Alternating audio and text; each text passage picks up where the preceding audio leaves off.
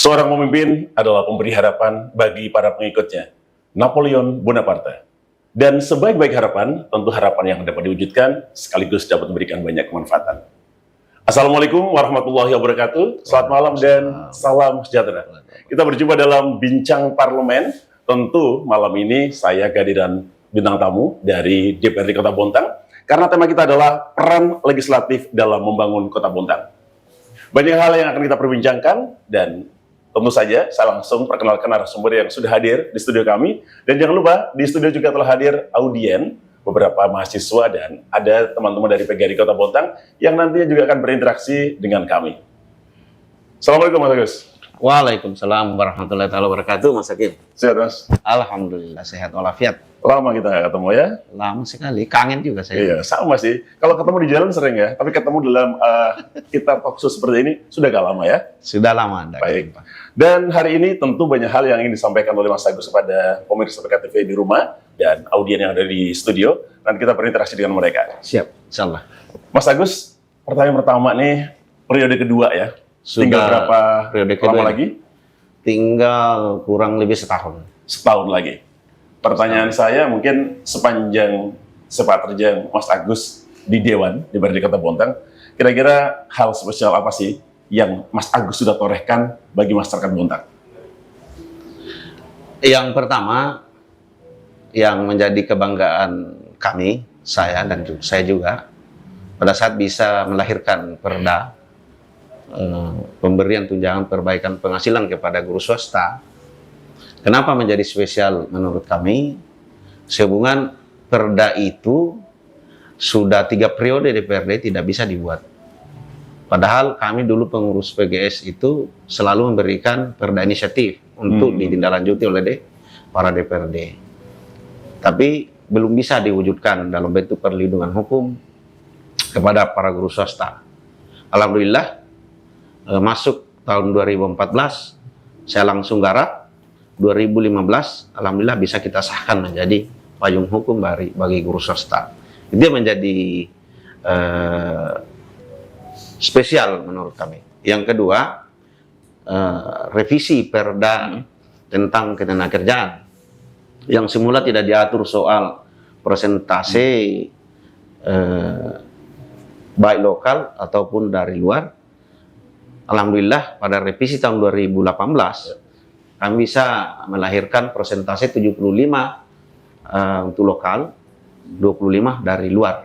Itu hal yang sangat membahagiakan buat kami DPRD karena kami bisa mengatur tentang hal itu. 2 hal itu yang artinya yang kami sebutkan. Masih banyak peraturan-peraturan lain yang kami lahirkan. Masih banyak yang sudah dilakukan oleh Mas Agus dan kawan-kawan, tapi itu adalah 2 hal yang menjadi momentum ya, menjadi tonggak bahwa itu adalah sesuatu yang penting. Apalagi terkait pendidikan. Katanya kepemimpinan yang baik adalah kepemimpinan yang bermanfaat, tidak melewatkan pendidikan yang baik ya. Dan itu sudah menjadi komitmen Mas Agus, apalagi background-nya juga dulu adalah seorang pendidik ya. Jadi komitmen itu semakin tinggi dan harus diaplikasikan ketika menjadi anggota dewan. Mas Agus, kalau hari ini berbicara soal pendidikan, apa sih? Tadi kan kita ngomong pendidikan dulu nih. Iya. Apa sih yang kira-kira menjadi masalah penting bagi Kota Bontang dalam rangka pengembangan output pendidikan yang kita harapkan gitu? Ya, memang pendidikan ini menjadi satu hal yang sangat penting untuk menjawab tantangan masa depan bangsa. Namun ada beberapa hal yang sangat penting kita pahami secara bersama-sama bahwa pendidikan itu tujuannya adalah bagaimana mendidik anak manusia itu bisa berdiri di atas kaki sendiri. Itu tujuan utama. Itu cita-cita bangsa. Nah, memang tentu tidak gampang karena berbagai kendala. Pertama dari soal dukungan APBD atau dukungan anggaran. Yang kedua soal proses sehingga kita melahirkan output yang bisa kita harapkan. Banyak faktor yang menjadi tantangan tersendiri bagi seorang pendidik atau guru, karena mungkin dari sarana dan prasarana itu menjadi hal juga yang mempengaruhi. Soal karakter di satu daerah,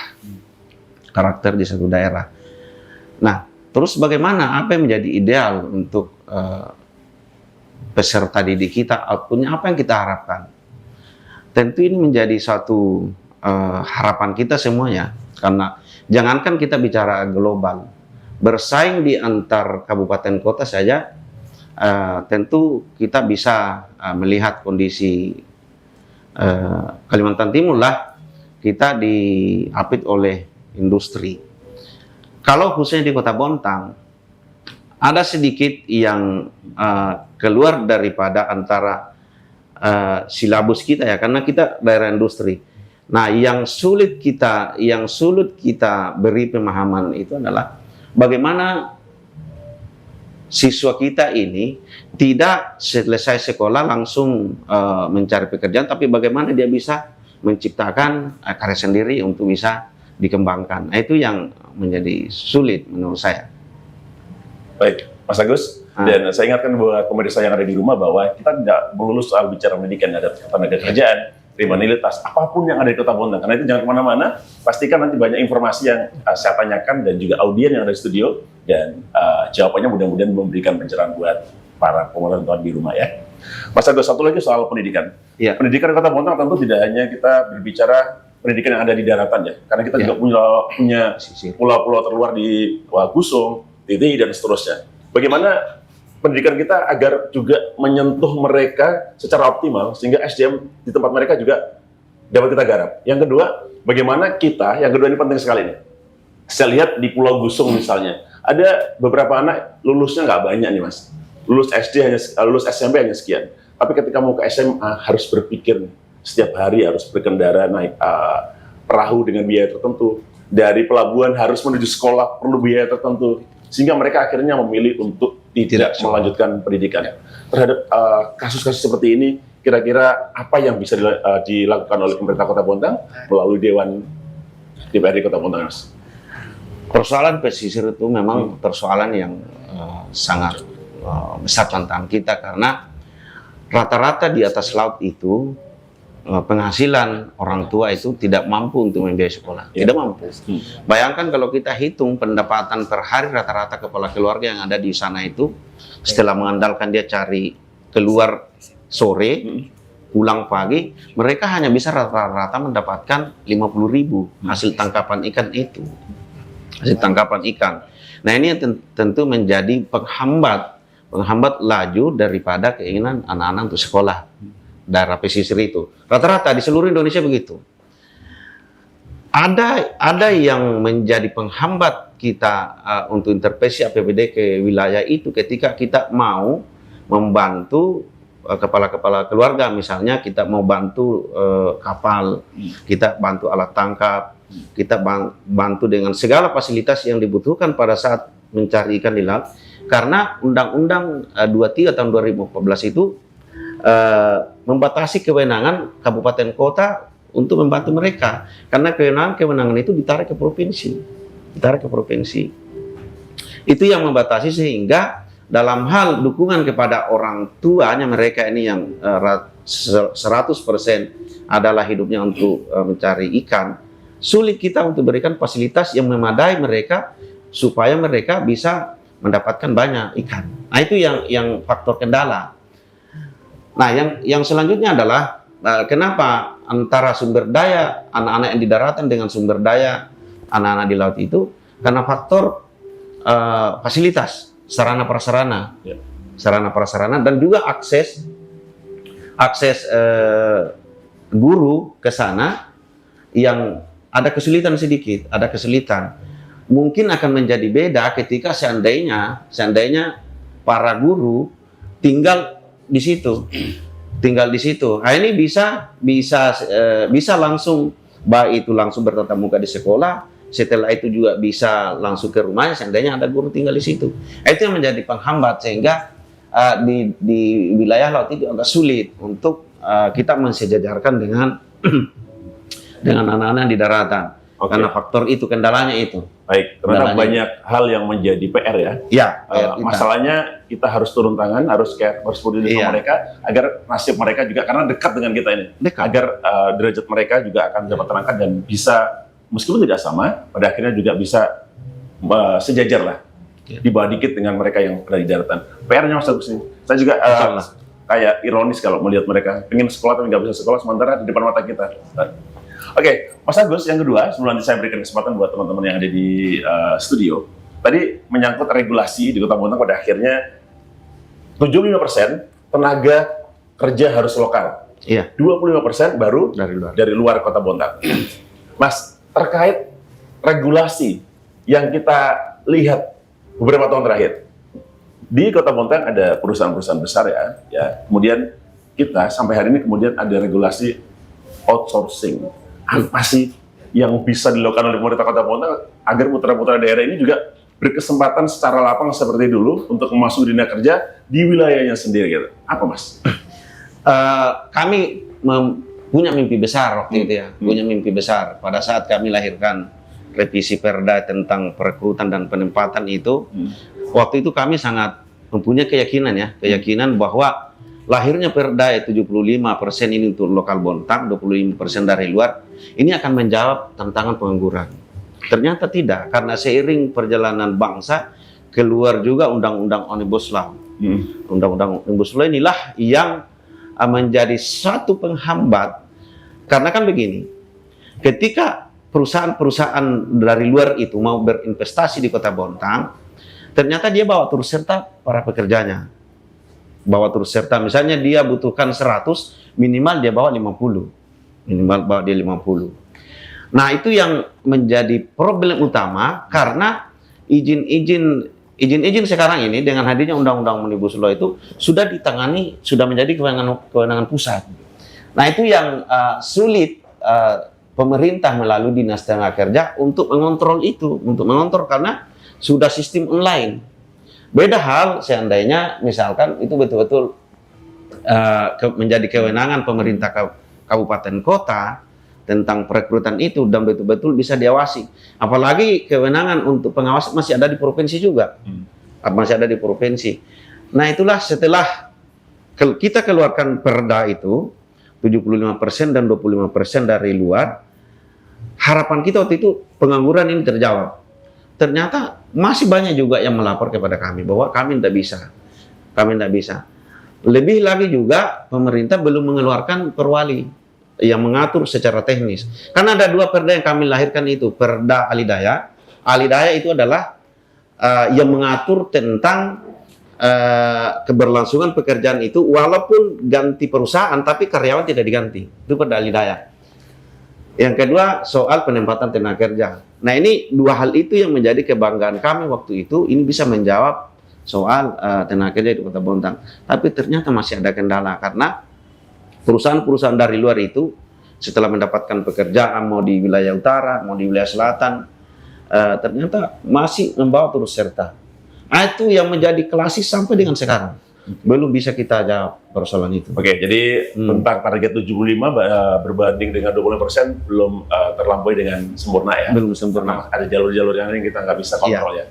Terkait status pekerjaan Mas, yang rata-rata kemudian harus pihak ketiga, outsourcing. Outsourcing ini banyak problem memang. Iya. Banyak juga perusahaan-perusahaan itu mendapatkan pekerjaan dari pemberi kerja kan. Kadang-kadang perusahaan yang ditunjuk itu baik dari Sulawesi, dari Pulau Jawa, itu mereka borongkan. Nah, ini yang menjadi merugikan tenaga kerja karena ketika diborongkan itu mereka tidak punya perlindungan secara khusus dari BPJS, tidak.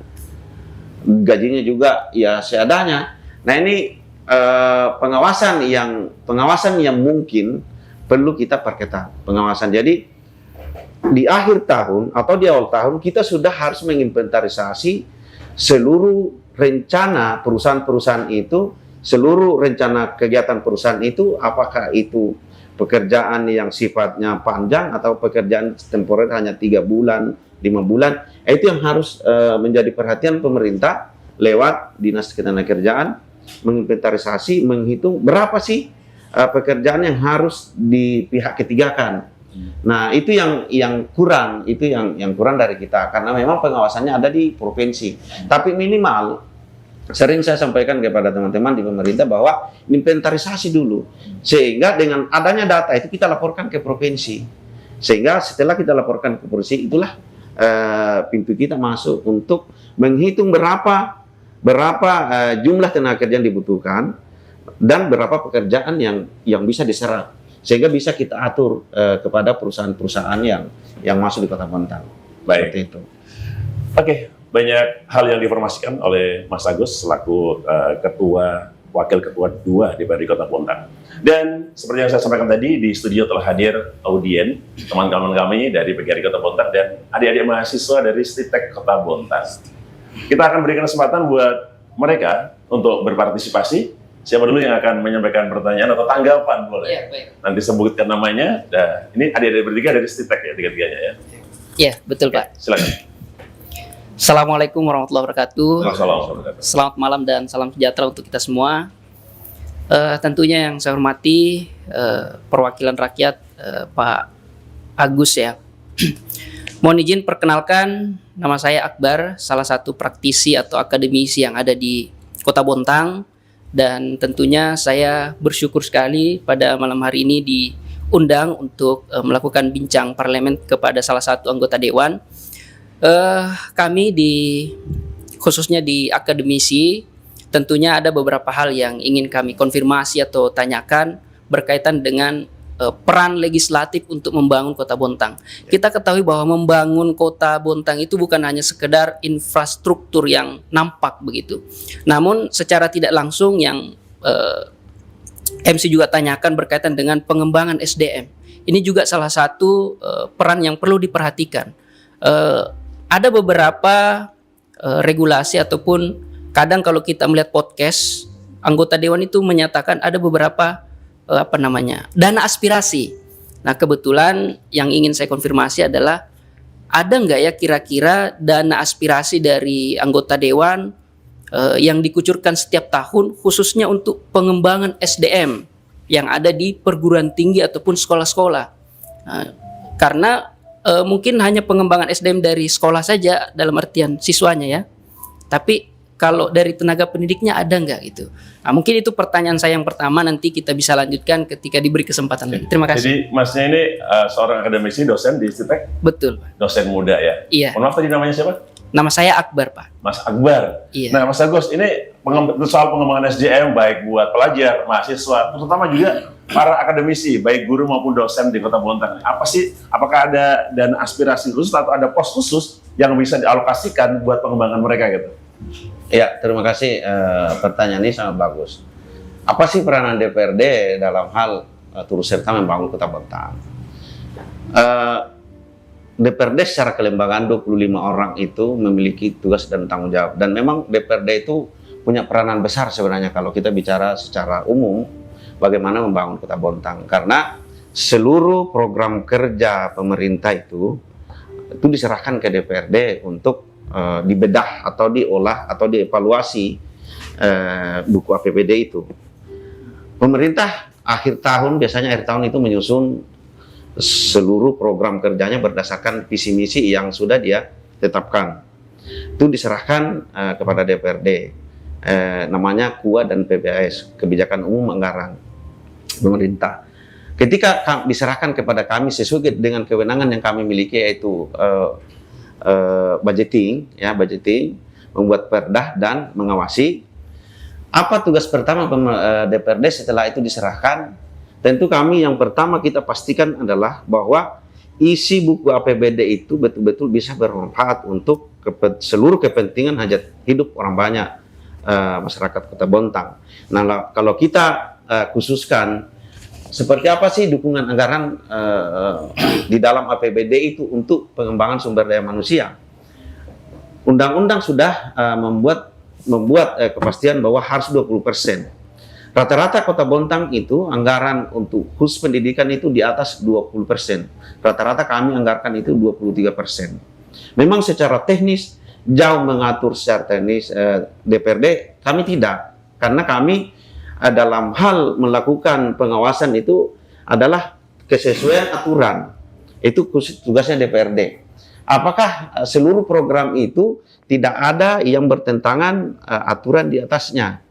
Kalau untuk teknisnya memang diserahkan kepada Dinas Pendidikan. Karena memang wilayah kerjanya DPRD itu berbicara soal regulasi. Nah, apakah DPRD melalui pokok-pokok pikirannya itu atau aspirasi ada khusus untuk apakah itu perguruan tinggi, apakah itu anak-anak SMA sampai mungkin ke jenjang dasar, tetap kita adakan. Cuma kan kami tidak secara teknis di lapangan tidak. Kita hanya mendorong, misalnya ini ada aspirasi dari Dinas Pendidikan untuk pengembangan untuk kapasitas guru, mungkin melalui pelatihan-pelatihan, atau mungkin ada kegiatan-kegiatan anak-anak sekolah. Itu kita serahkan sepenuhnya kepada Dinas Pendidikan penganggarannya. Kami hanya menyampaikan dalam rapat bersama dengan tim anggaran pemerintah daerah itu dan Badan Anggaran DPRD bahwa ini anggaran pergunakan untuk bagaimana baik guru, baik sarana prasarana untuk mewujudkan anak-anak bisa lebih pintar di dalam menempuh pendidikan di sekolah. Nah, apakah ada juga dukungan kepada anak-anak mahasiswa? Nah, ini bergantung karena wilayah APBD itu tidak sampai ke sana sebenarnya. Tapi bukan tidak boleh membantu, boleh asalkan ada program yang disampaikan oleh misalnya mahasiswa, itu pasti kita bantu. Misalkan ada kegiatan-kegiatan seminar yang dilaksanakan oleh perguruan tingginya atau BEM-nya, itu pasti kita bantu. Tapi secara khusus teralokasikan tidak ada. Hanya kita alokasikan di dalam bantuan bagi anak-anak yang berprestasi. Bantuan itu kita alokasikan di Kesra. Ya, seperti itu alurnya. Seperti itu alur. Mas Agus, kalau misalnya tadi masih soal pengembangan SDM dengan Pokir misalnya tadi ya. Bagaimana sih kalau misalkan teman-teman akademisi atau guru yang nggak tahu jalurnya, alur apa sih yang harus dilakukan agar program-program yang diinginkan itu sampai melalui Dinas Pendidikan? Pada siapa mereka harus mengusulkan sesuatu? Langsung ke DPR boleh, langsung ke DPRD tergantung permintaan. Misalnya banyak aja yang kami bantu, kan nggak mungkin kita jelaskan. Seperti kemarin ya, saya sampaikan satu ikatan guru taman kanak-kanak berangkat ke Pulau Jawa. Kita dukung dia, kita berikan alokasi anggaran melalui Dinas Pendidikan. Saya langsung telepon Pak Bambang, ini pengurus EGTKI mau berangkat ke Pulau Jawa, ada kegiatan 15 orang. Udah langsung kita, terus anggarannya Pak Ketua dari mana? Nanti dari kami. Kami tinggal telepon BPKD, tolong siapkan anggaran sekian untuk mereka berangkat. Seperti itu saja, gampang, tidak sulit. Oke, nah kita coba Mas Akbar ya. Nah, tidak sulit. Oke Mas Agus. Mas Akbar, kalau ada pertanyaan berikutnya nanti ya, kita berikan kesempatan kepada audiens yang lain. Mungkin dari teman-teman PGRI, ada Pak Perma dan ada Bu Nuning. Silakan teman-teman nanti mahasiswa juga berkesempatan agar nanti terbagi dengan baik pernyataan, mungkin dikurangi pertanyaan atau tanggapan yang mau disampaikan dengan simpel. Silakan. Mikrofonnya, Bu Nuning dulu, silakan. Oke, silakan. Baik, terima kasih. Assalamualaikum warahmatullahi wabarakatuh. Waalaikumsalam warahmatullahi wabarakatuh. Yang terhormat Pak Agus Haris, terima kasih Pak Hakim atas kesempatannya dan teman-teman yang ada di sini. Ini kesempatan yang luar biasa ya, kita bisa audiensi langsung dengan anggota Dewan. Sebenarnya kalau masalah pendidikan mau dibicarakan seperti apapun tidak akan berujung karena pendidikan itu pada dasarnya berkembang. Sebenarnya banyak pertanyaan saya yang sudah ditanyakan Pak Hakim dan sudah terjawab oleh Pak Agus. Namun begini, salah satu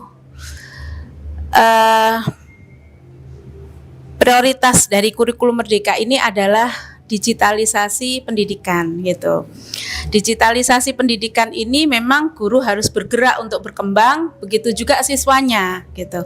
Namun tentu saja hal ini tidak bisa dilakukan sendiri oleh guru dan dinas pendidikan, harus melalui lintas sektoral karena ini menyangkut sarana prasarana dan mungkin SDM-nya juga Pak Agus. Nah, resiko dari digitalisasi pendidikan ini adalah anak-anak tentu saja memegang gadget. Kalau dulu seolah-olah diharamkan ya, anak-anak itu ditangkap di sekolah nih, disimpan oleh BK yang ambil nanti orang tuanya. Nah, di era sekarang itu sudah tidak bisa lagi diberlakukan seperti itu. Nah, bagaimana peran pertanyaan saya pertama, bagaimana peran anggota dewan terhadap mungkin pembangunan sarana prasarananya dan SDM-nya. Tentu saja kami sebagai guru juga harus punya kesiapan, punya skill untuk mengarah ke teknologi digital. Kalau untuk program-program sekolah memang dari kementerian sudah ada seperti program ARKAS. Sekarang penganggaran kita itu kita tidak boleh menganggarkan asal buat anggaran, nggak boleh. Membuat anggaran itu berawal dari berawal dari rapor pendidikan. Kemudian dari rapor pendidikan itu kemudian dievaluasi, dianalisa program prioritas yang harus kita anggarkan apa gitu. Juga belanjanya sekarang sudah melalui Siplah, juga ada PMM, mengajar dengan platform Merdeka Mengajar. Nah, yang ingin saya tanyakan adalah ketika kita berada di lapangan, kita bersentuhan dengan anak dan masyarakat. Kira-kira apa kolaborasi dari legislatif kepada Dinas Pendidikan? Mungkin itu pertanyaan saya yang pertama. Pertanyaan yang kedua, permasalahan anak-anak zaman sekarang itu sebenarnya banyak yang tidak kami munculkan di permukaan karena itu menyangkut privasi itu. Nah, kami sudah berusaha untuk berkolaborasi dengan pihak lain nih Pak Agus. Namun pastilah ada beberapa kendala. Mungkin kalau anggota dewan memfasilitasi penyelesaian masalah kami yang seperti itu akan lebih mudah. Contohnya apa? Bullying terhadap anak oleh lingkungannya sendiri. Lingkungan rumah, lingkungan sekolah, seperti itu, terutama lingkungan rumah ya. Kalau lingkungan sekolah mungkin kami masih bisa membuat kebijakan-kebijakan.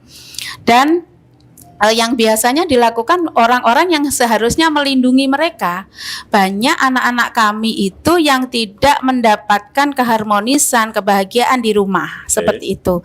Nah, program apa yang bisa kami tangkap kira-kira dari legislatif sehingga kami itu punya role, punya rencana yang jelas. Kalau ini nanti bekerja samanya dengan ini, kemudian nanti atau mungkin punya program seperti zaman dulu misalnya kalau anak-anak belajar 1921 gitu. Nah, kira-kira program ke arah situ itu kira-kira apa yang bisa ditangkap oleh anggota DPR. Terima kasih Pak Hakim, Pak Agus. Terima kasih Bu Nuneng dari PGRI Kota Bontang ya. Mas Agus, soal digitalisasi pendidikan yang memang permasalahannya kompleks. Kemudian yang kedua, bagaimana sih mengharapkan kolaborasi sinergis gitu antara dinas pendidikan, legislatif, dan mungkin elemen masyarakat yang lainnya agar segala permasalahan yang terjadi di dunia pendidikan, contohnya bullying itu bisa teratasi dengan baik gitu. Mas Agus, silakan. PR besar kita ini sebagai orang tua, apalagi kami ini pemangku kebijakan, apalagi pemerintah, apalagi guru. Tantangan besar kita adalah menghadapi globalisasi ya. Kalau mau menjawab itu, jawabannya cuma satu.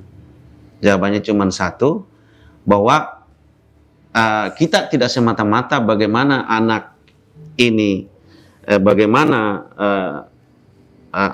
akademiknya, tapi mentalnya yang paling penting. Ada semacam pembinaan mental secara khusus, karena pengaruh dari luar ini yang menjadi tantangan besar kita. Karena lewat HP semua bisa diakses. Anak-anak sekarang kalau sudah di rumah, di kamar aja dia terus. Dia sangat nyaman bersama dengan HP-nya. Nah, ini yang menjadi pekerjaan besar kita, Bu, melihat persoalan ini. Nah, apa yang harus dilakukan oleh kita semua? Tidak ada kata lain kecuali dalam membina anak ini kita perkuat fondasi agamanya. Hanya itu yang bisa kita lakukan. Tidak bisa kita hindari ini.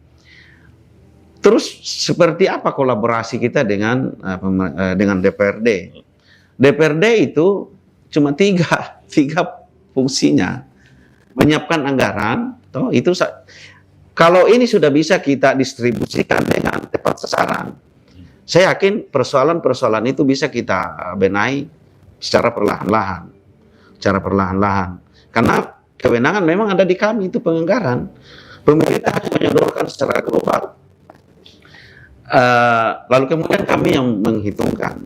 Tapi yang ada itu memang secara umum disampaikan kepada kami bahwa kami hanya memastikan dalam postur APBD itu apakah total anggaran yang dibutuhkan mulai dari tingkat dasar sampai tingkat SMP, apakah ini sudah mencapai 20%.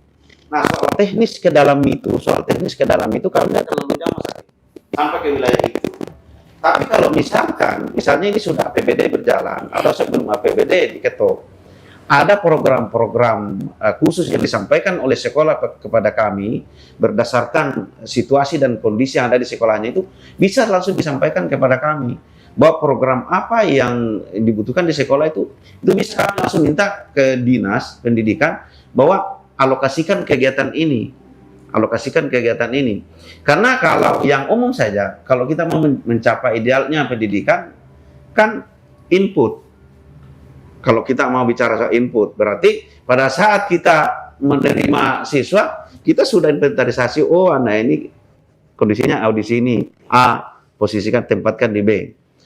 Terus setelah mereka semuanya masuk, pendukungnya adalah semua kebutuhan untuk KBM, kegiatan belajar mengajar, kita harus penuhi.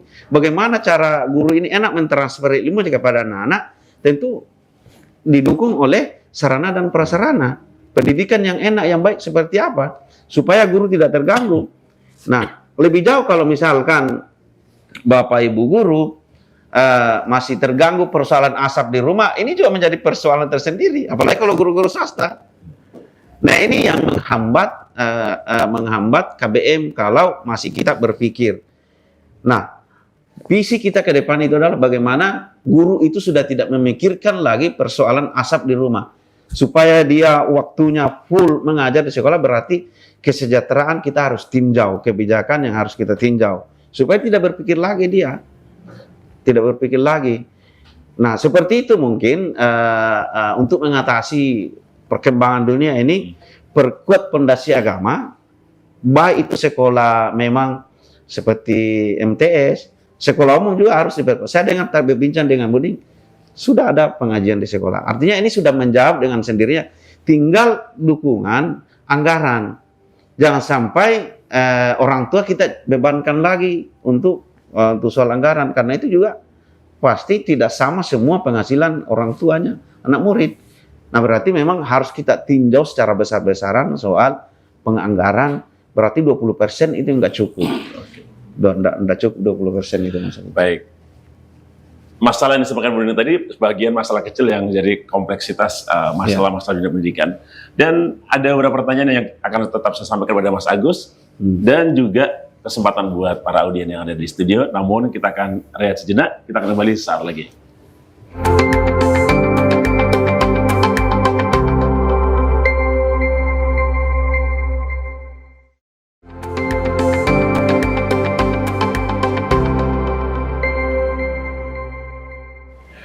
Kembali di Bincang Parlemen, peran legislatif membangun Kota Bontang, dan narasumber saya adalah Mas Agus Haris, Wakil Ketua 2 DPRD Kota Bontang yang sudah berbincang banyak tadi ya.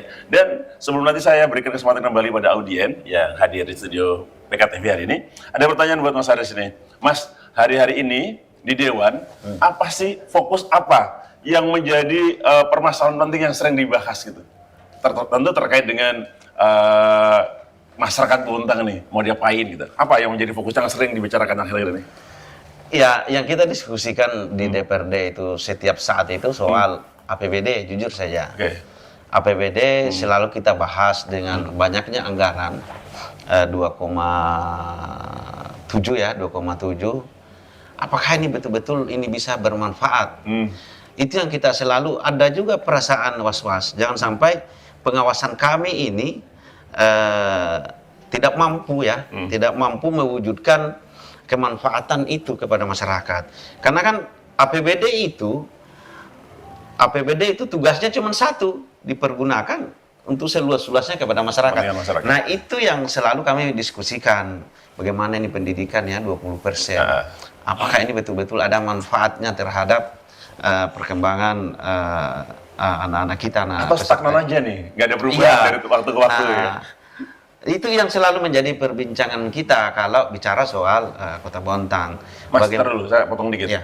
Lalu dari perbincangan itu apakah ada formulasi yang kemudian menjadi poin-poin penting agar pemetaan dan distribusi APBD ini memang tepat sasaran seperti yang Mas Herman tadi? Ada. Nah, kami kan itu perbincangan kami di antara pimpinan. Iya. Nah, setelah itu kami diskusikan, kami minta kepada komisi-komisi untuk memanggil, mengundang atau mengundang mitra-mitranya seperti misalnya Komisi 1. Diundang itu Dinas Pendidikan untuk dibicarakan realisasi dan sasaran anggaran yang kita berikan 23% itu. Itu pemetaannya lah ke situ. Misalnya soal penyelesaian banjir. Kita sampaikan kepada komisi pada saat kami menyusun jadwal, Komisi 3 tolong undang PUPR untuk memastikan kegiatan anggaran-anggaran yang kita sudah ketok ini apakah berjalan sesuai dengan yang kita sepakati. Nah, itu yang menjadi perbincangan pimpinan karena pimpinan tidak lagi mengurusi teknis. Komisi 2 misalkan pastikan uang kas di BPKD itu tetap tersedia untuk yang paling utama adalah bagaimana gaji pegawai negeri. Terus pastikan juga dari Kementerian Keuangan itu bahwa kemampuan keuangan kita itu masih ada. Karena kan Bontang ini 90% kan dibiayai dana transferan. Dana transferan. Kenapa kita harus selalu pastikan itu? Karena setiap tahun dana transferan itu kan tidak 100%. Kadang-kadang berjalan 3 tahun, uang kita masih ada, utangnya pemerintah pusat itu kepada kita. Nah, itu yang kita pastikan bahwa dana yang kurang salur itu apakah sudah ditransfer atau belum. Sampai dengan saat ini masih ada dana kita di sana 400 miliar. Dana yang tidak ditransfer 2 tahun lalu, 3 tahun lalu. Nah, itu yang kita selalu bincangkan berdasarkan tupoksi masing-masing komisi. Mas, kalau di tingkat pimpinan dan anggota dewan ya, dilakukan brainstorming seperti itu, mencari tahu apa yang sudah dilakukan, apakah tepat sasaran dan seterusnya. Check and recheck dewan kepada masyarakat sebagai objek sasaran, itu dalam bentuk apa, Mas? Misalnya tiba-tiba kita kemana, apa sih yang sudah dilakukan, benar nggak pembangunan kemarin ini sesuai target dan seterusnya, itu apa yang dilakukan, Mas biasa? Jadi kalau untuk langkah yang langsung itu biasanya kita suruh sidak. Sidak toh. Sidak untuk memastikan itu apakah itu sidak ke sekolah-sekolah Komisi 1, terus Komisi 3 sidak terhadap penyelesaian banjir.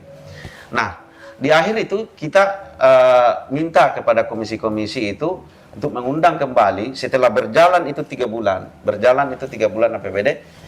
Komisi itu memanggil lagi realisasi anggarannya. Realisasi sampai dengan ini semester pertama ini di 6 bulan ya kan, dua semester kan. Kita pastikan seperti apa realisasi anggaran yang dilaksanakan masing-masing OPD itu. Dari situ kita tahu bahwa ini berarti anggaran yang ada itu karena realisasinya sekian persen sudah barang pasti bahwa kegiatan itu tidak maksimal. Kita hanya mengukurnya di situ. Lalu kemudian pada saat penyusunan kembali, misalnya di alokasi anggaran perubahan, kita pastikan bahwa anggaran yang kemarin itu belum selesai, kita masih di anggaran perubahan ini, maksimalkan dulu yang ada ini. Kenapa itu anggaran selalu ada silva? Itulah disitulah karena anggaran ini sudah ada lagi persiapan, sementara anggaran per semester 1 semester itu belum kelar. Nah, itu makanya ada silva lagi. Dari tak berputar terus.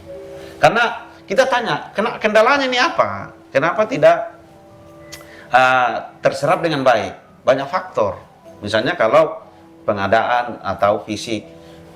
Pengadaan biasa terkendala dengan proses waktu lelang apa dan sebagainya. Itu yang sehingga tidak lantas bisa terrealisasi alokasi anggaran yang kita taruh di masing-masing dinas itu. Beda hal kalau misalkan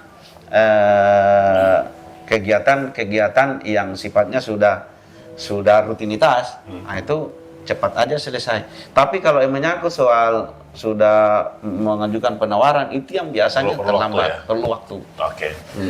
Baik, soal pendidikan, soal pengawasan, soal diskusi bagaimana agar APBD, anggaran-anggaran itu juga tepat sasaran, sudah disampaikan oleh Mas Agus, dan juga audien di studio juga sudah mendengarkannya.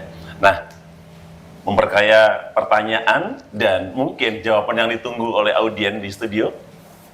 Kesempatan berikutnya saya berikan kepada Pak Permabakti dari PGRI Kota Bonang juga. Silakan, Mas Perma Bakti.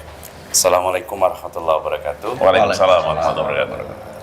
Selamat malam, terima kasih Pak Hakim, Pak Haris, dan teman-teman yang lain. Ini mungkin karena saya selaku wakil PGRI, maka pertanyaan saya adalah untuk mewakili teman-teman itu. Apakah itu? Yang pertama, tadi disinggung Pak Haris telah berjuang untuk insentif guru swasta. Dan itu sudah sekian tahun yang lalu. Nah, perkiraan ini. Nah, ini teman-teman itu banyak kira-kira di tahun-tahun yang akan datang ini ada perubahan tidak?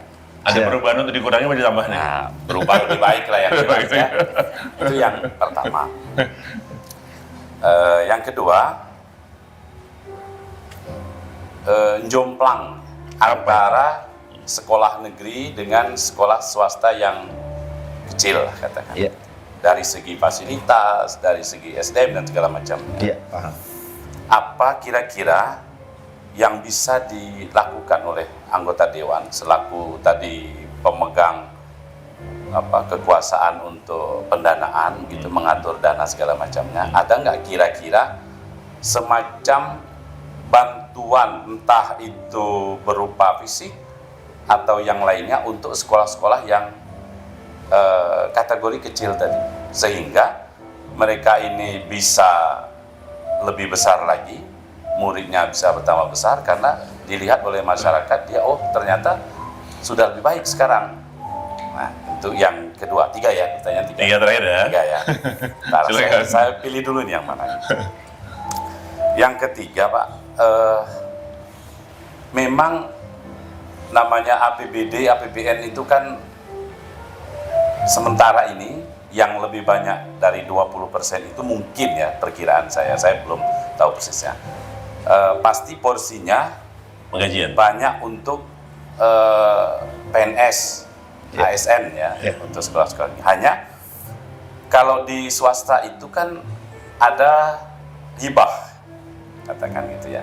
Hanya sekali lagi hibah yang didapat oleh sekolah swasta itu jauh lebih kecil dari apa yang didapat oleh negeri. Ya.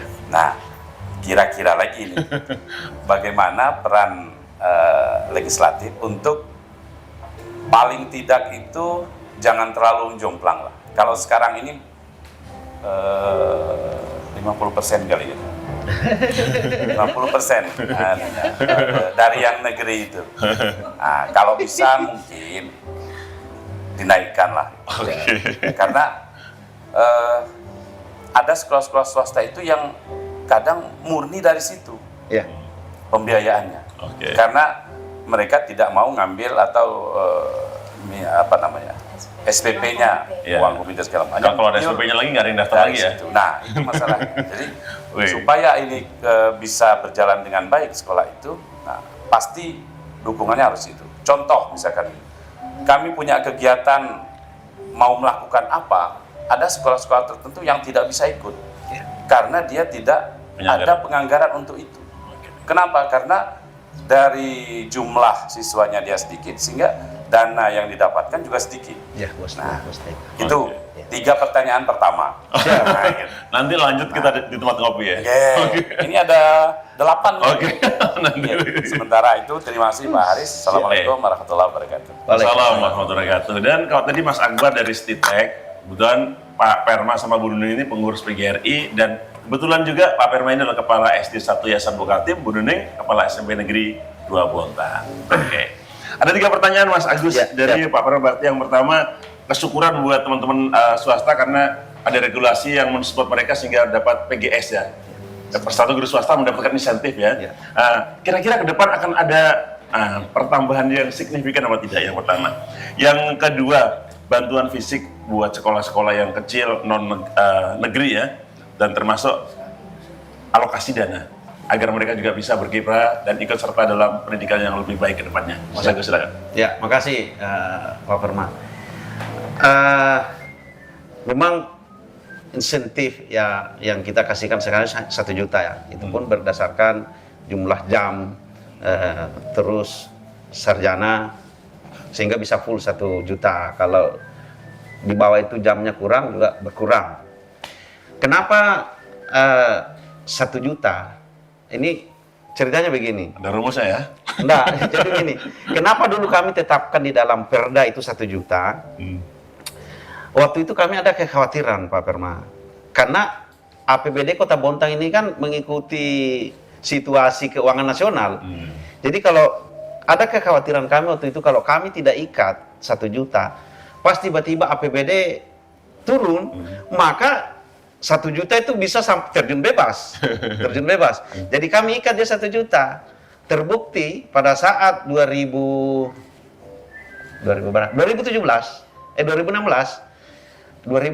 tiba-tiba dari 1,7 triliun APBD tiba-tiba 900 miliar saja.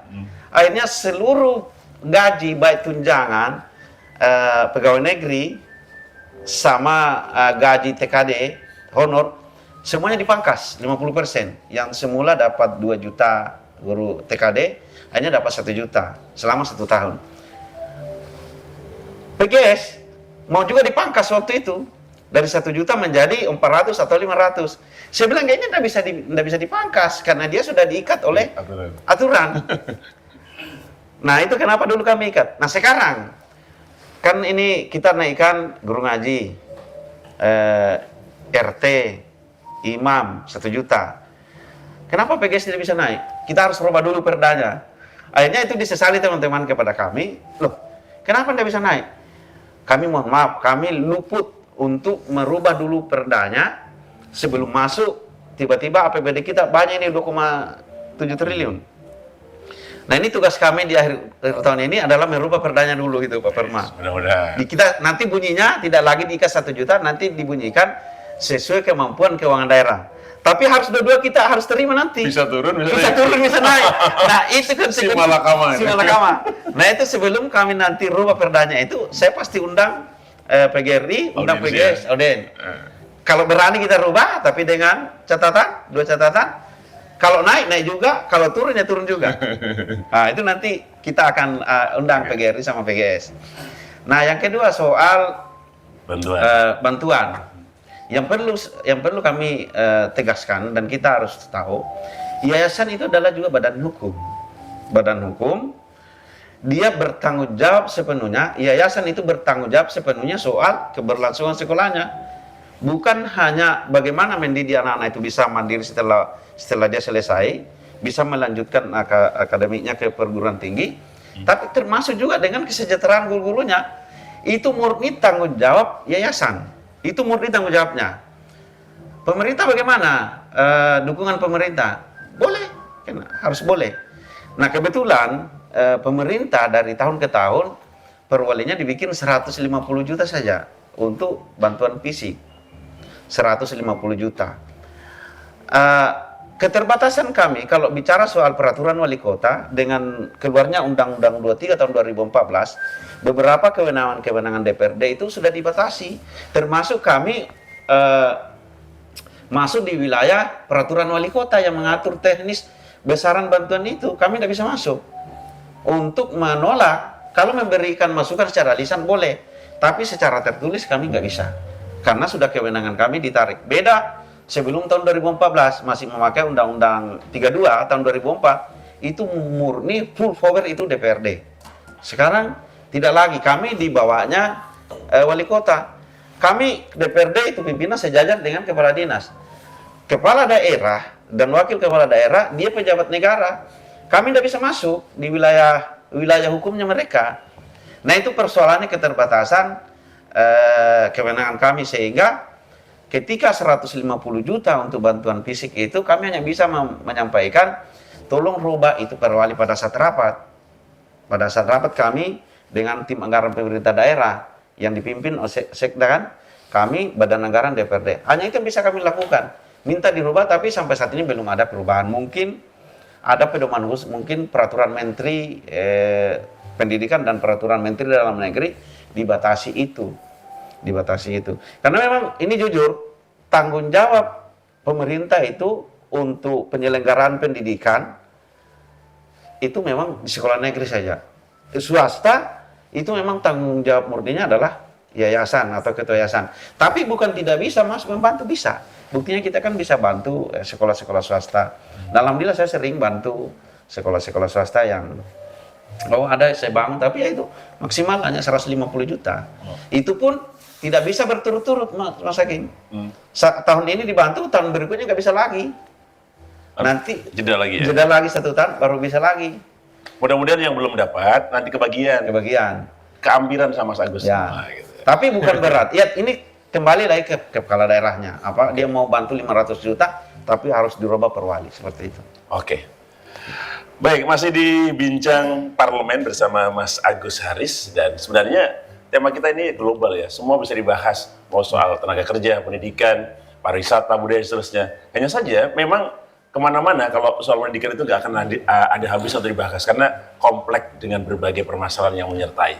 Oke, sebelum pertanyaan saya nanti saya berikan ke Mas Agus lagi, Mas Akbar tadi pengen menanyakan sesuatu lagi, saya beri kesempatan. Silakan Mas Akbar dari Siti Kota Bontang, silakan. Baik, terima kasih Pak Hakim. Ini kesempatan yang kedua ya. Mohon izin Pak. Dapat tadi gelas nanti ya, 2 kali Baik, soalnya. Pak. Jadi menyimak tadi pernyataan dari Pak Agus, karena saya kembali ke topik sebenarnya yang permasalahan pengembangan SDM. Mengapa saya katakan demikian? Jujur saja bahwa kita itu kekurangan SDM yang sesuai dengan bidangnya, khususnya di pendidikan. Di kampus ada contohnya, Iya, mungkin di betul, Pak. kampus Mas Akbar?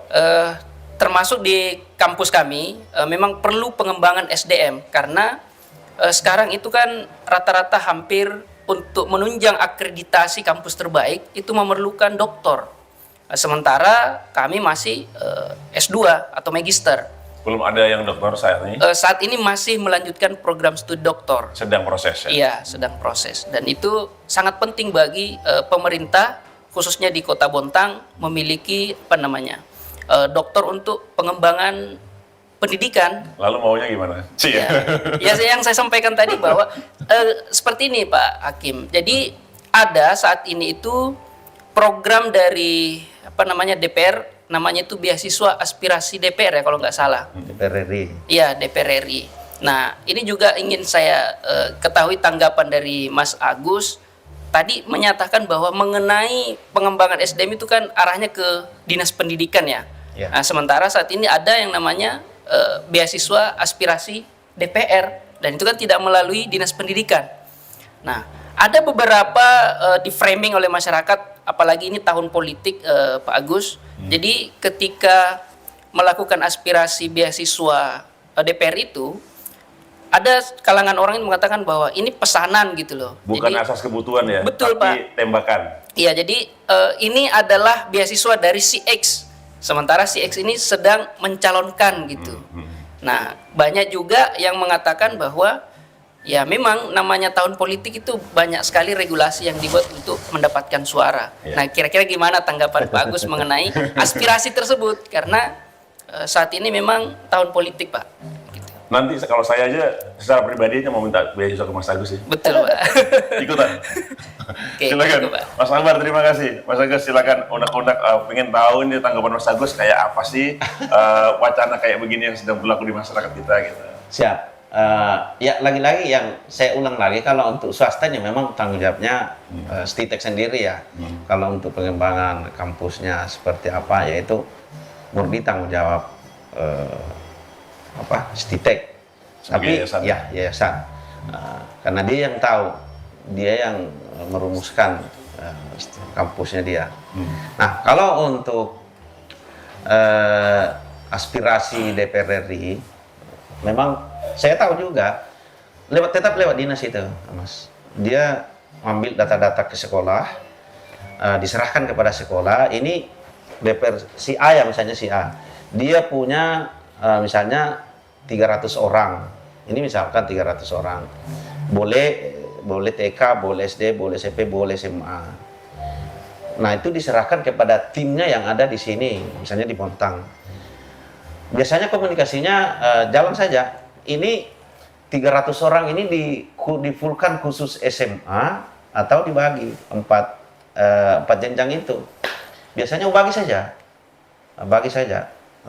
SMA sekian, SMP sekian, SD sekian, TK sekian. Data itu yang dikasih sesuai data yang dikeluarkan oleh sekolah, bernama orang tua, apa nicknya, apa dan nomor teleponnya. Itu sekolah mengeluarkan.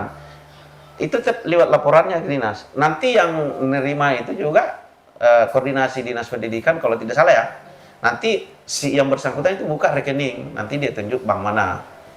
Di situ pengetahuan saya itu. Nah, menyikapi fenomena itu seperti apa sih seperti ini?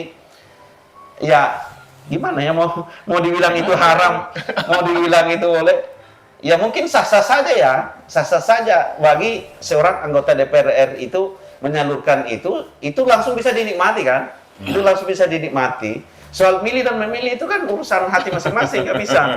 Tapi minimal dia sudah berbuat baik. Makanya itu yang masuk surga pertama itu adalah para pejabat. Karena dia banyak membantu, banyak beramal dia. Minimal itu sudah dia membantu. Memberi jalan kemudahan gitu ya? Ya, kemudahan. Bayangkan kalau misalkan orang tua murid pada saat sekarang ada yang tidak mampu, tiba-tiba ada bantuan datang, pasti alhamdulillah bersyukur. Nah, soal kenanya dia kebetulan anak orang kaya, karena bukan hanya satu anggota DPR yang begitu, mungkin ada 2-3 orang sampai 5 barangkali yang punya program itu. Kalau menurut saya ya bagus saja, kalau menurut saya jadi bagus secara langsung. Oke. Baik. Mas Akbar itu jawabannya Mas Agus ya, Mas Akbar ya. Nah, saya mau nunggu adik-adik mahasiswa ini mau menanyakan sesuatu, siapa tahu ada kegelisahan nih ya. Masih saya beri kesempatan setelah ini. Mas Agus, tadi soal pendidikan ini spesifik banget dan memang ya gitu deh, kalau dibahas panjang ya. Anda ada habisnya. Dan gak ada habisnya, dan memang itu penting sih ya, agar ada muaranya kayak apa sih, agar pendidikan itu semakin baik gitu. Mas Agus, ini berpindah nih. Ya. Meskipun nanti kalau saya kembalikan ke audien juga arahnya kembali lagi nggak masalah. Soal pengembangan pariwisata dan kebudayaan di Kota Bontang sampai hari ini setelah sekian tahun kita mau masuki bulan Oktober ini 24 tahun Kota Bontang.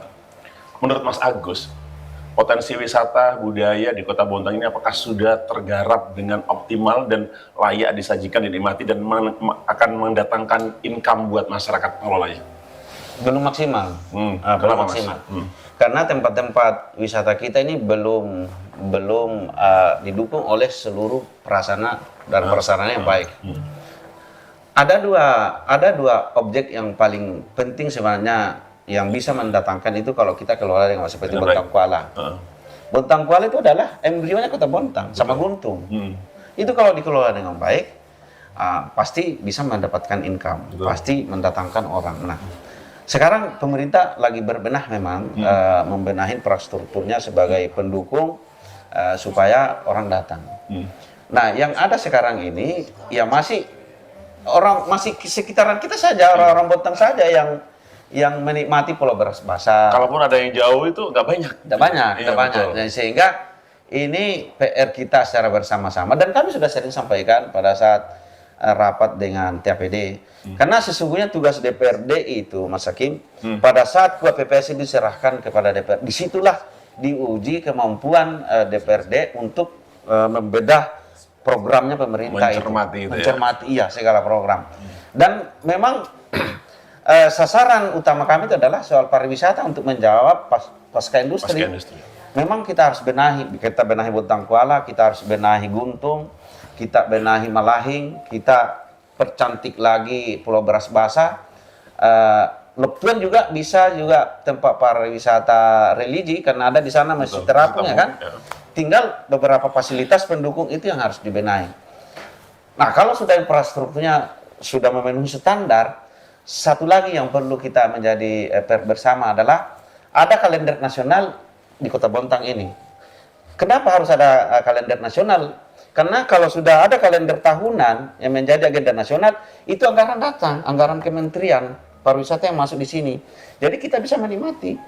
Nah, tapi tidak mudah karena pariwisata yang diagendakan oleh pemerintah pusat itu ditempatkan di kabupaten kota, harus ada suasana pariwisata yang tidak ada di tempat lain. Nah, salah satu contoh yang bisa kita jual adalah Pulau Segajah. Pulau Segajah itu uniknya, kalau lagi surut, itu jadi seperti lapangan bola luas. Kalau lagi pasang, itu hilang. Nah itu kalau dikemas itu dengan baik, dibuatkan rumah-rumah di atas itu bisa menjadi salah satu tawaran ke kementerian terkait untuk bisa agenda nasional. Tapi sebelum itu ada paralel, mungkin bisa dukungan perusahaan-perusahaan yang ada di Kota Bontang, kita bikin dulu hotel-hotel yang bagus. Kita untuk suguhan tampilan-tampilan didesain dengan bagus, misalnya adat istiadatnya Kutai seperti tarian apa itu malam hari kan bisa dinikmati. Itu yang bisa kalau untuk bicara pariwisata. Nah sekarang ya masih kita bicara regional saja, mungkin hanya orang Samarinda, mungkin Balikpapan ke sini. Mas Agus mimpi berapa tahun lagi setelah 24 tahun bulan Oktober ini? Apanya? Semuanya agar potensi wisata tadi yang tidak banyak itu bisa terkelola dengan baik dan bisa dinikmati lebih luas lagi. Mas Agus punya kepikiran mimpinya berapa tahun ke depan sih? Ini harus kita garap nih, sudah 20 tahun nih gitu. Ya kalau kan ini pemerintah ini kan 5 tahun Mas ya, 5 tahun. Nah sekarang hebat beradab ini sudah ada dukungan anggarannya di dalam itu, tapi waktu yang mungkin yang sekarang ini tidak bisa terjawab sampai tahun 2024. Nah mungkin berikutnya tahun 2024 kepala daerah menyusun lagi visi misi. Harapan kita siapapun yang mau maju kepala daerah itu supaya kita bisa menjawab tantangan pasca industri pariwisata yang kita harus jual ke publik. Kita harus berani menetapkan 2 tahun itu sudah infrastrukturnya itu mulai sudah tertata dengan baik. Dengan demikian setelah jadi itu kita jual ke luar, bukan hanya nasional tapi ya mancanegara sudah harus kita jual. Kenapa kita punya optimisme? Karena kita diapit oleh 2 perusahaan raksasa. Kita minta dukungan dari Pupuk Kaltim, PT Badak, ada CPO, ada GPK, dan perusahaan-perusahaan yang lain. Yang kedua, untuk mendukung itu harus ada bandara di Kota Bontang. Harus ada bandara. Kalau nggak ada, sulit.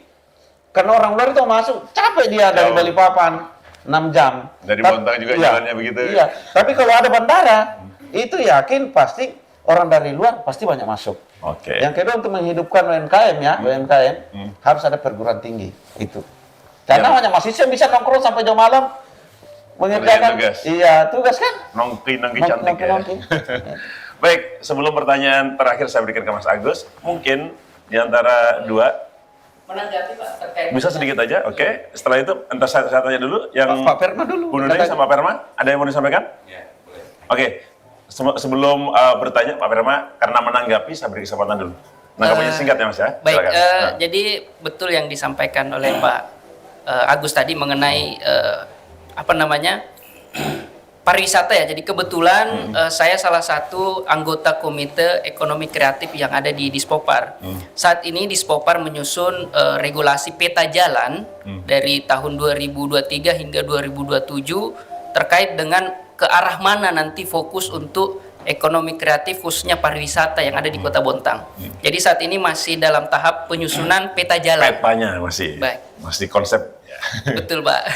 Nanti baru dibuatkan blueprintnya, baru dilaksanakan ya. Iya. Oke, siap. Mungkin Tambahan itu aja, informasi. Pak. Ya. Mas Akbar, terima kasih tambahan informasinya. Tadi Mr. Perma ada tambahan tanggapan atau pertanyaan? Sebelum nanti saya pertanyaan terakhir untuk closing. Pertanyaan, boleh? Satu ya. Hadiahnya piring cantik. Oke, baik. Oke. Begini Pak Agus, Siap. kita itu kalau melihat daerah-daerah lain ya, contoh misalkan Samarinda, bahkan nasional gitu.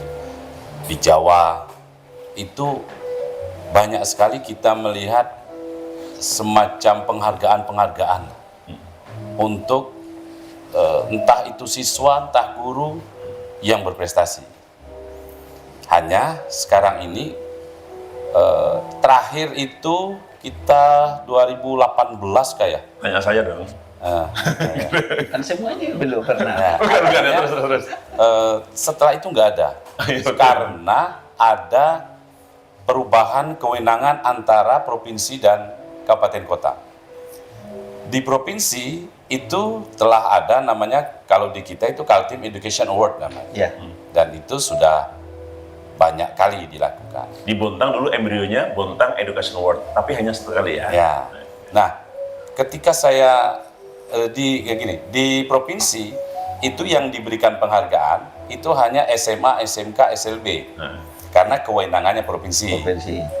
Sementara yang di kabupaten kota, kalau kabupaten kotanya itu tidak ada semacam greget gitu ya untuk memberi penghargaan, nggak akan ada Pesannya? Nah, saya sudah bertanya kepada kepala dinas provinsi waktu itu, kenapa kok SD, SMP, TK tidak diikutkan? Jawabannya, kami tidak mau melanggar aturan. Saya bilang gini, SD, TK, SMP itu ada di Kalimantan Timur. Dan nama Kalimantan Timur itu juga didukung oleh TK, SD, SMP. Kenapa? Karena kewenangan itu kemudian tidak diikutkan. Karena tidak diikutkan, apa ada usulan dari Bontang? Jelas. Saya mancing-mancing aja, kepancing saya ini. Pak Haris, kita itu ada forum PTK berprestasi namanya. Ya. Nah, setiap kali kita ingin melakukan itu, lagi-lagi belum ada regulasi ke sana. Belum ada anggaran. Ya memang belum diatur. Sebenarnya, oh gitu ya. Nah, Oke, jadi terus. keinginan itu ada dari pemerintah kota. Hanya untuk cantolannya itu belum ada. Kemana gitu ya. Maka memungkinkan saya pikir dorongan dari Dewan kepada pemerintah untuk memberikan penghargaan kepada insan-insan berprestasi itu Khususnya di Bontang, sekolah di dasar. kabupaten Di kota. Bontang. Ya. Karena kalau kan banyak TK, SD, SMP itu yang berprestasi, entah murid, entah guru, yang membawa nama baik Kota Bontang. Hanya itu tidak bisa kita ikutkan ke provinsi karena kewenangan. Sementara di provinsi ada tapi tidak mengikutkan ini. Dan saya bilang begini juga, kalau SMA itu ada juga di kabupaten kota, dia juga nginjak tanah Bontang misalkan gitu, tapi kok dia diberi penghargaan yang lain enggak? Maka usulan, karena mungkin ya kalau anggaran perubahan sudah diketok, Sudah.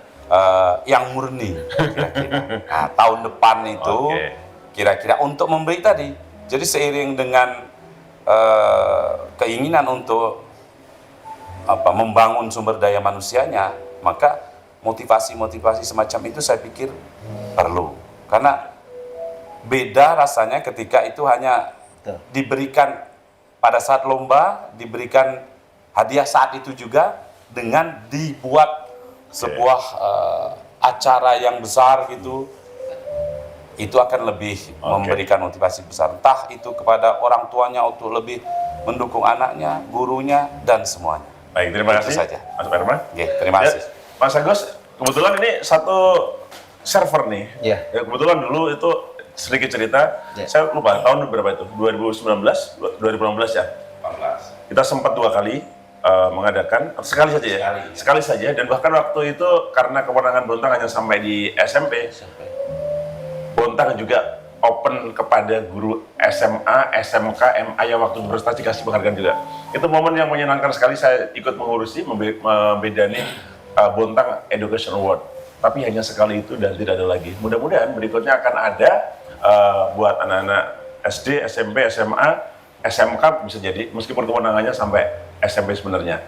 Kita tunggu mungkin ada inisiasi, ada dipus nih, ada kan nih buat gregetnya itu agar anak-anak semakin insan pendidikan, baik guru maupun siswa semakin punya effort untuk berprestasi.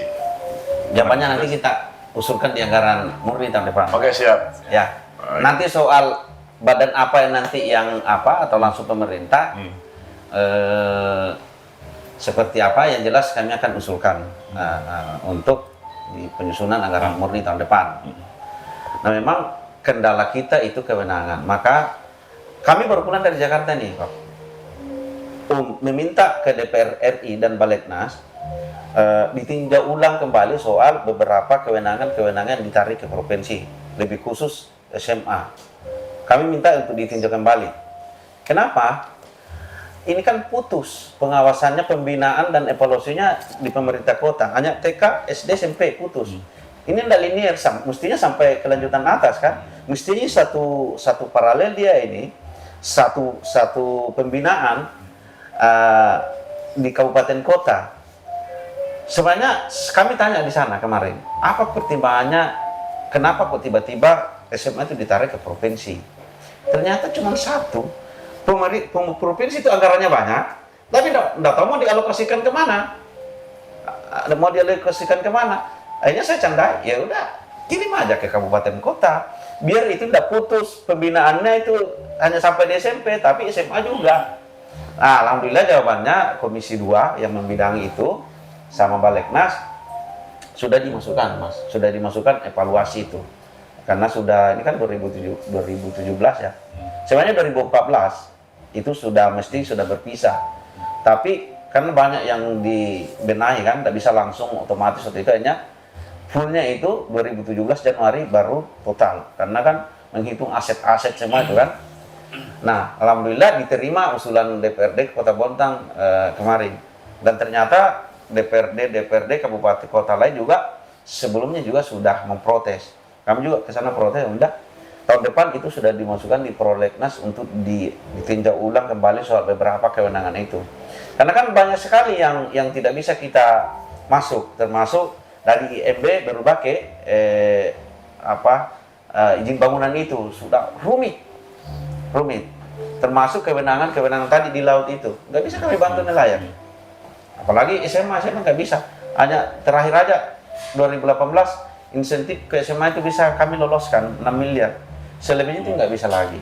Jadi untuk pemberian penghargaan itu setelah kami langsung masukkan, sampaikan ke pemerintah di anggaran murni. Nah, yang kedua lebih jauh kita untuk meminta ditinjau ulang kembali soal Undang-Undang 23 tahun 2015 soal kewenangan itu tadi, kewenangan SMA dan laut serta perizinan. Karena 3 hal itu yang sangat menjadi kendala bagi masyarakat kabupaten kota. Seperti itu, Pak. Oke. Ya. Untuk teman-teman audien di studio, terima kasih kebersamaannya sudah bertanya dan menanggapi apa yang disampaikan oleh Mas Agus selaku wakil 2 di Bupati Kota Bontang. Mas Agus, terima kasih kedatangannya. Sama-sama. Terima kasih telah memberikan banyak informasi. Siap. Mungkin mencerahkan juga buat pemirsa yang di rumah. Kapan-kapan kita bisa bertemu lagi untuk berbincang lebih banyak lagi. Siap. Mudah-mudahan sehat selalu. Sehat selalu. Tugas lebih baik.